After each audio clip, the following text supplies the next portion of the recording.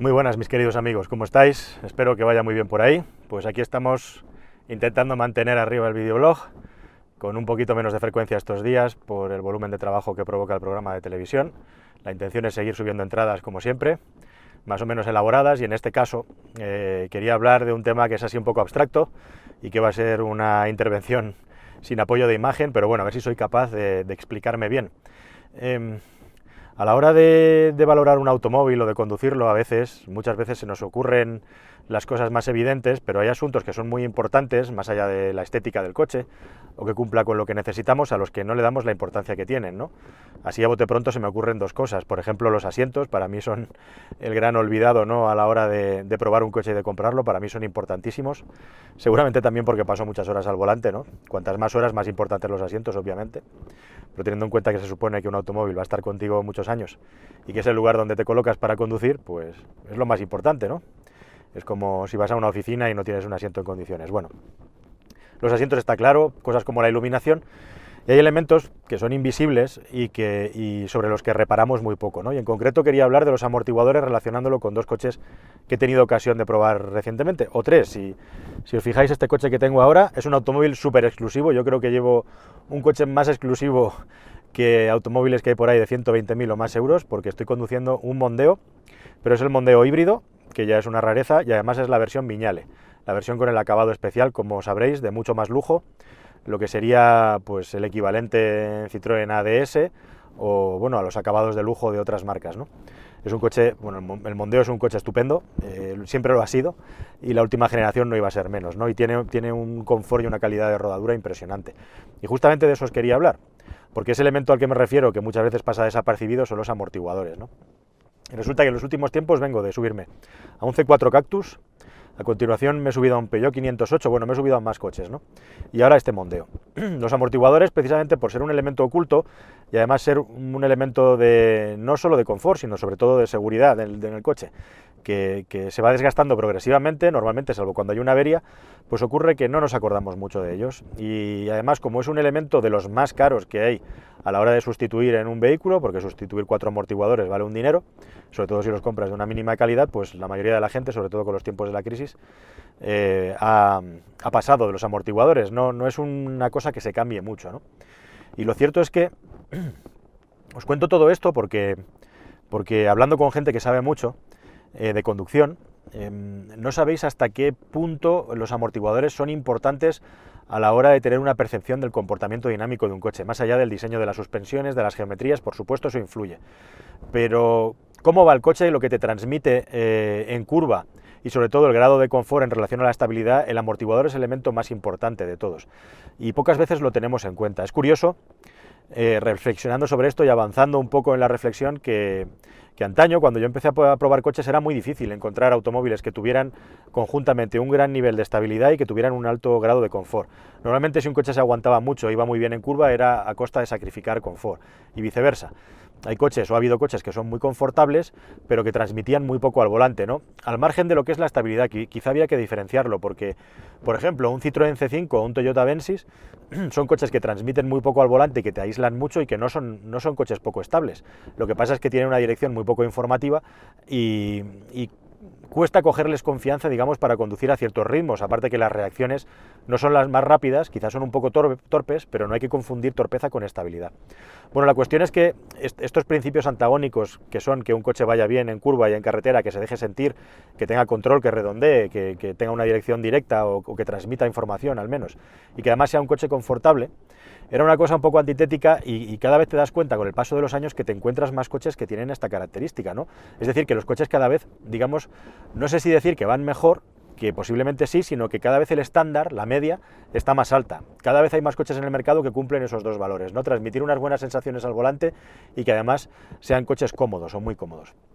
Y justamente me he encontrado con dos vehículos. Uno es el C4 Cactus, que es un coche que no me gusta, la verdad os lo digo. Yo no entiendo cuál es la idea de Citroën con ese coche. Sí que entiendo lo que hizo con el primer C4 Cactus, pero esta nueva versión que hay ahora, la evolución, no acabo de entender dónde está la evolución, ¿no? El caso es que es un coche raro, que tiene muchas cosas en las que prima el diseño o más que el diseño, la diferenciación respecto a un automóvil normal, pero si haces eso, tiene que estar justificado desde un punto de vista, ¿no? Desde luego, seguramente también las personas que compran ese coche son cosas que le importan poco, ¿no? Que le importa poco la conducción y que le importan poco los coches. Pero bueno, al margen de que me haya gustado o no el C4 Cactus, lo que me interesa contar es el asunto de la suspensión de este coche, que al igual que la mayoría de los Citroën, tiene una suspensión absolutamente orientada al confort. En este coche, además, se han sacado de la manga un nuevo tipo de amortiguador, una especie de, podríamos decir, suspensión por amortiguadores activa, o algo que sustituyera la suspensión neumática, pero sin tener suspensión neumática, ¿no? Entonces han inventado, se supone, un nuevo tipo de amortiguador. ¿Y cuál es el resultado? Bueno, pues este tipo de amortiguador efectivamente aísla muchísimo al coche, es súper cómodo, pero lo hace a costa de un balanceo, digamos, bastante acusado, y sobre todo un cabeceo que a mí no me gusta nada, ¿no? El cabeceo que tienen la mayor parte de los coches de Citroën cuando aceleras o cuando frenas. No es que sea especialmente exagerado, pero sí es llamativo respecto al resto de coches que pruebas. Y estas características las tiene transmitiendo muy poco al volante. No es un coche, como digo, que sea peligroso o inestable, en absoluto, pero tiene unas características de amortiguación muy peculiares y no es un vehículo que se disfrute conduciendo, que esté pensado para eso. Y es que te bajas de ese coche y te subes en el nuevo Peugeot 508, que por cierto va a ser objeto de una prueba en el programa de televisión, en el segundo programa, una prueba mía, y me ha sorprendido mucho ese coche, porque justamente cuando lo conduces, he tenido además la posibilidad de conducir la versión, creo que es la versión Excellence. Bueno, voy a poner un rotulito porque siempre meto la pata, pero bueno, era la versión GT. En el 508 nuevo hay una versión que GT que tiene un acabado específico, con unas llantas específicas, un perfil de neumático más bajo, una amortiguación que puede ser regulada, pero una amortiguación, un tarado de amortiguación más duro, ¿no? Más pensado para la conducción. Y luego están las versiones normales. Yo he tenido la versión más equipada, pero no GT. Entonces es una versión que tiene una amortiguación claramente más suave, más blanda. Y claro, yo conduciendo el coche bastantes kilómetros por ciudad, por circunvalaciones y demás, digo, jolín, con el trabajo que han hecho de diseño los de Peugeot con este coche, de convertirlo en un fastback, es decir, un coupé de 5 puertas, con mucho más ambicioso en cuanto a diseño, estética, porque todo el mundo está comprando SUVs, y pasa la curiosidad de que precisamente por eso, ahora las berlinas, que antes era un coche poco ambicioso en cuanto a estética, porque tenía que gustar a mucha gente, pues como ahora es un coche mucho más exclusivo, las marcas están arriesgando a hacer diseños también mucho más espectaculares, más agresivos, y a convertirlos en definitiva en coches como más ambiciosos para conducir, ¿no? Y el 508 es un ejemplo perfecto de eso, pero no solo Peugeot, la mayoría de las marcas están haciendo lo mismo. Bueno, pues claro, te pones a conducir el coche y dices, bueno, esto es blandito, esto de deportivo tiene poco, pero de repente te vas a la montaña y te pones a trabajar en curvas sobre él y sorpresa, un coche súper directo no, un coche suficientemente directo, súper directo es hablar demasiado ya, un coche con una dirección bastante comunicativa para tener una suspensión donde prima el confort, y que un coche en definitiva que entra muy bien en la curva, ¿no? No voy a decir que es un deportivo, pero me ha sorprendido gratamente que con el nivel de confort que tiene, se comporte también en carretera de montaña en curva, y que tiene un paso por curva impresionante. No es, digamos, el coche más comunicativo, porque evidentemente no es un deportivo ni va duro, la versión que yo he probado, como digo, que es la versión, digamos, más equipada, no GT, pero vaya sorpresa, vaya paso por curva con el 508, teniendo en cuenta que luego tienes un coche perfecto para llevar a la familia y para hacer kilómetros con la mayor de las comodidades posibles, ¿no? Ha sido una sorpresa espectacular. Y bueno, pues cada vez me encuentro que hay más coches que tienen esta característica, con lo cual demuestra hasta qué punto las marcas ya afinan con las suspensiones y también con los amortiguadores. Por contactos también os puedo decir que unos pocos euros en la fabricación del coche invertidos en los amortiguadores pueden hacer un cambio muy importante en el comportamiento del coche a favor o en contra. Y con todo esto que os estoy contando, lo que quiero subrayar es que los amortiguadores son importantísimos para que el coche funcione bien. Además de que influyen mucho en la seguridad, es decir, un amortiguador influye en el comportamiento dinámico del coche porque los movimientos transversales y longitudinales del coche, si los amortiguadores están en mal estado, son mucho mayores, y eso hace que haya más inercias, y eso hace que tengamos menos control sobre la dirección, menos control sobre hacia dónde queremos llevar el coche, hasta el punto de poder perder el control antes que si los amortiguadores están en buen estado.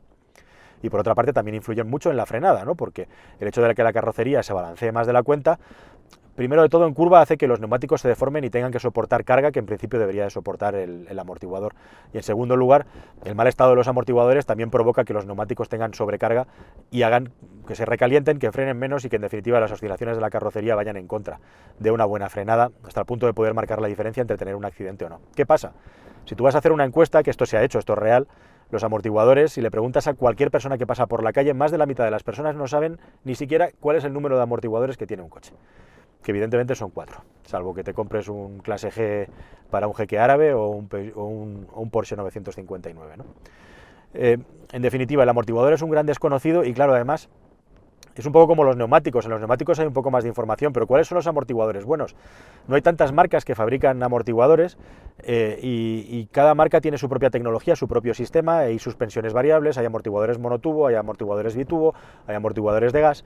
En definitiva, hay poca información y poca literatura técnica sobre cuál es un amortiguador bueno. Seguramente os estaréis preguntando, ¿qué amortiguadores tengo que poner a mi coche? Bueno, en principio lo importante es que los revises cada 30-40.000 kilómetros o cada 20.000 y no hay que estirarlos más allá de entre 60 y 80.000 kilómetros en función de la conducción que hagas. Eso es lo primero de todo. Segundo, no tienes por qué poner unos amortiguadores regulables deportivos ni nada de eso. Se trata de tener un amortiguador con muy buena calidad y que tenga una buena relación entre confort y estabilidad. Y para mí, yo al menos de lo que he probado os puedo decir que los mejores amortiguadores son los más caros. Y posiblemente los más caros son los Bilstein, ¿no? Que es una marca de amortiguadores de toda la vida que realmente os aseguro que puede llegar a marcar la diferencia en tu coche. Al final, en los amortiguadores, que es un producto caro, el precio es muy importante y evidentemente entre un amortiguador de 250 euros o 180 y un amortiguador de 800 y 900 euros hay una diferencia importante normalmente. Y no hay tantos amortiguadores que sean tan buenos en el mercado, aunque comercialmente te los vendan como la panacea, ¿no? Así de memoria os puedo nombrar las marcas populares como Monroe, por ejemplo, que quizás sea la más popular, y a partir de ahí vamos subiendo de precio al margen de marcas blancas.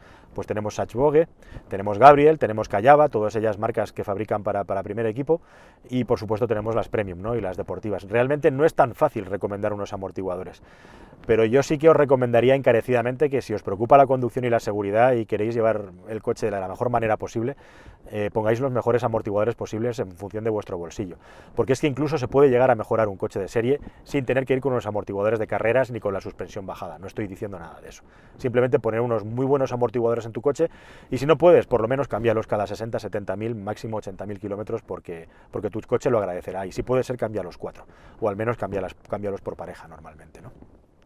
Y si te gusta ya la conducción, pues bueno, un amortiguador de mucha calidad se caracteriza por la calidad del aceite que tiene. Esto es un poco como los líquidos de frenos, ¿no? El líquido de frenos, si tú le exiges mucho al freno, el líquido se recalienta y con esos recalentones acaba perdiendo propiedades. Pues aunque parezca mentira, a los aceites de los amortiguadores les pasa algo parecido. Si tú te pones a hacer una conducción muy deportiva, muy agresiva, según qué coche, puede ocurrir que empiece a perder estabilidad y prestaciones dinámicas porque el aceite o el gas, o las dos cosas, se han recalentado.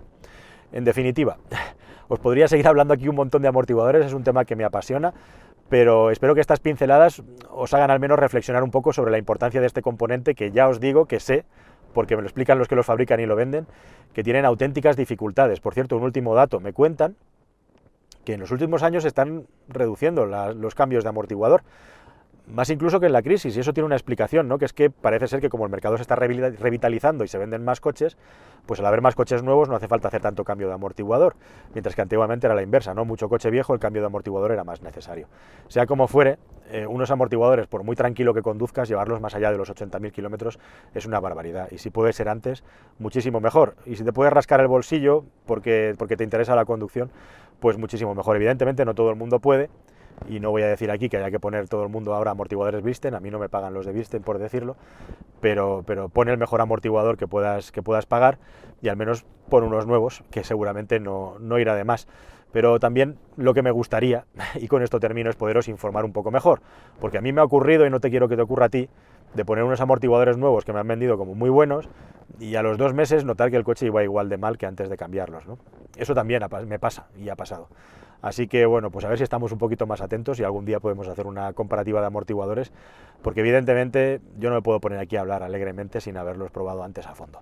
Nada más, amigos, espero que esta reflexión os haya parecido interesante y nos vemos en la siguiente en el videoblog, ¿de acuerdo? Hasta luego.